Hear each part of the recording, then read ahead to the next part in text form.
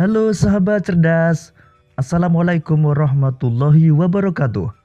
Pada kesempatan kali ini, kita akan belajar pada tema 9, benda-benda di sekitar kita, subtema 3, manusia dan benda di lingkungannya, dan kita sampai pada pembelajaran pertama. Sahabat cerdas, sebelum kita mulai pembelajaran kita, jangan lupa untuk berdoa terlebih dahulu.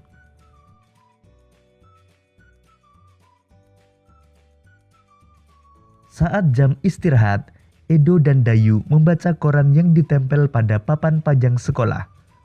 Papan pajang tersebut terbuat dari besi.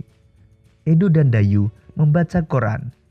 Setelah itu, mereka duduk di dekat papan pajang. Mereka meminum segelas es teh yang baru saja dibeli di kantin sekolah. Gelas es teh tersebut berbahan plastik. Sahabat cerdas, saat Edo dan Dayu melihat koran di papan pajang, Edo tertarik pada sebuah iklan. Berikut ini sebuah iklan yang diamati oleh Edo. Sahabat cerdas, sekarang mari kita jawab beberapa pertanyaan tentang iklan tersebut. Pertama, produk apa yang ditawarkan dalam iklan tersebut? Produk yang ditawarkan adalah minuman dalam kemasan dengan merek Aquada. 2. Apa saja yang terdapat dalam iklan tersebut? Yang terdapat dalam iklan tersebut antara lain nama produk, gambar yang menarik, dan kalimat iklan. 3. Bagaimana kesimpulan tentang isi teks paparan iklan tersebut?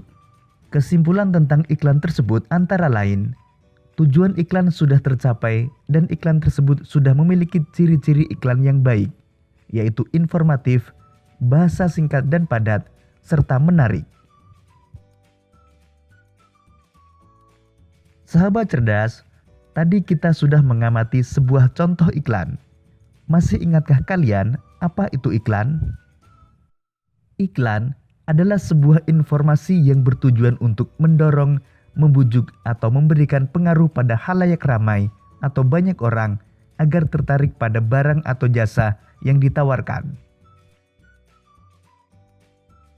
Berikut ini beberapa tujuan dari sebuah iklan. Pertama, memberitahukan kepada khalayak ramai tentang suatu produk atau jasa. 2. Memengaruhi khalayak ramai tentang suatu produk atau jasa. 3. Menyarankan seseorang untuk membeli dan menggunakan suatu produk atau jasa yang diiklankan. 4. Memberi informasi tentang produk atau jasa. Dan yang kelima, menarik khalayak ramai. Sedangkan ciri-ciri iklan yang baik dan benar antara lain informatif, komunikatif, bahasanya singkat dan padat, serta menarik. Sahabat cerdas, bentuk iklan pun bermacam-macam. Salah satunya ada iklan baris. Iklan baris yaitu iklan kecil atau singkat berisi penawaran atau informasi tentang sesuatu yang terdiri atas beberapa baris saja. Iklan baris disebut juga iklan mini. Berikut ini beberapa ciri-ciri iklan baris.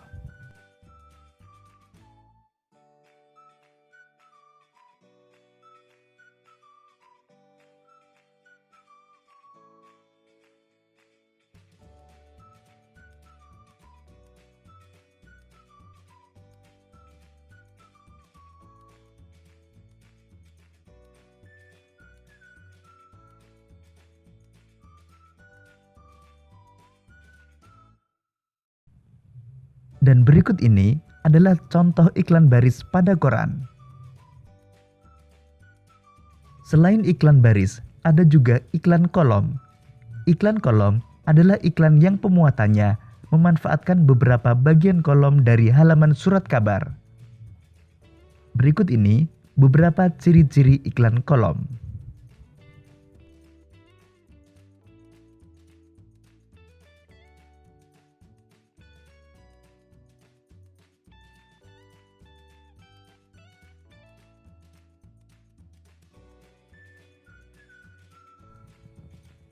Dan berikut ini adalah contoh iklan kolom pada koran.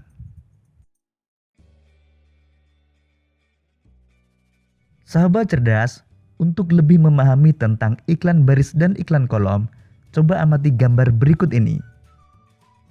Tahukah kalian apakah maksud dan tujuan iklan di atas? Maksud dan tujuan dari iklan tersebut adalah untuk mengajak atau menghimbau kepada masyarakat untuk menjaga kesegaran dari udara di tempat-tempat umum, di tempat kerja, di dalam rumah, dan di tempat ibadah, dengan cara tidak merokok di tempat-tempat yang sudah disebutkan tersebut. Termasuk bentuk iklan apa jika iklan tersebut dimuat dalam surat kabar? Iklan tersebut termasuk ke dalam bentuk iklan kolom. Jelaskan kesimpulan isi teks paparan iklan di atas. Kesimpulan iklan tersebut adalah tentang himbauan atau ajakan untuk dapat menciptakan udara yang segar di tempat-tempat umum, tempat-tempat kerja, di dalam rumah, dan di tempat ibadah dengan cara tidak merokok. Sahabat cerdas, Edo merasa haus. Tidak lama kemudian, Edo mengambil segelas air putih lalu meminumnya. Edo mencermati iklan yang ada pada soal latihan yang telah dikerjakannya. Ternyata, hari ini ia telah mempelajari iklan tentang air dan udara. Air dan udara merupakan benda-benda di lingkungan sekitar kita yang sangat dibutuhkan manusia. Sahabat cerdas, pada pembelajaran sebelumnya kita telah belajar tentang zat tunggal dan campuran. Tahukah kalian, air dan udara termasuk zat tunggal atau campuran?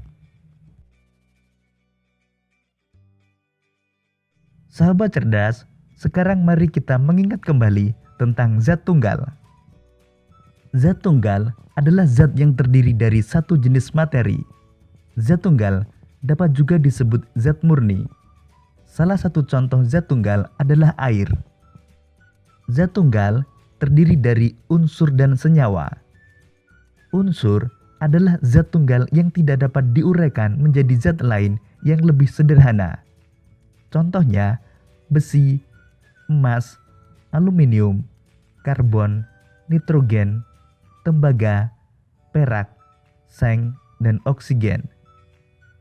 Sedangkan senyawa terbentuk oleh perikatan kimia dari dua atau lebih jenis unsur. Contoh senyawa antara lain air.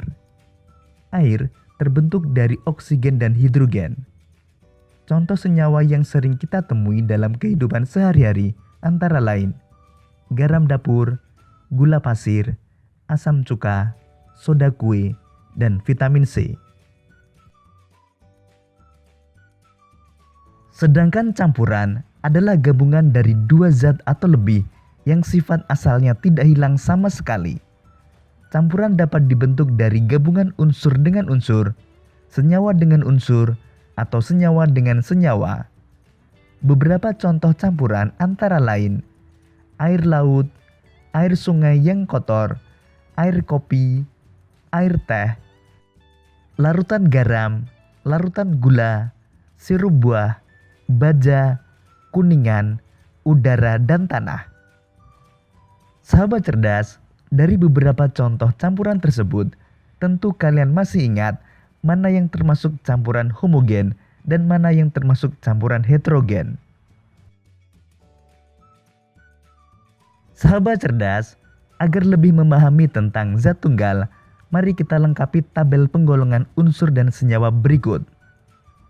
Yang pertama air, termasuk senyawa. Tembaga termasuk unsur. Gula termasuk senyawa. Perak termasuk unsur. Garam termasuk senyawa. Hidrogen termasuk unsur. Besi termasuk unsur. Asam cuka termasuk senyawa. Oksigen termasuk unsur. Dan emas termasuk unsur.